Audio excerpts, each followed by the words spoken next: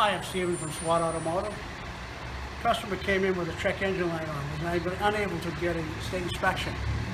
After testing the vehicle, we found that the intake manifold was cracked. The coupling was cracked on it.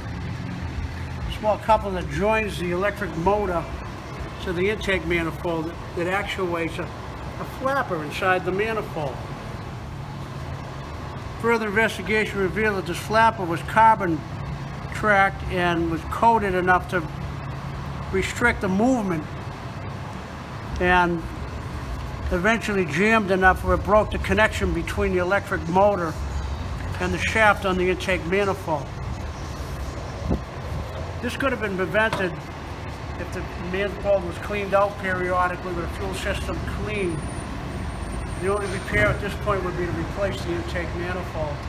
After replacing the intake manifold, we retested the vehicle, all the self-tests passed, the inspection was able to go forward and get a passing inspection sticker.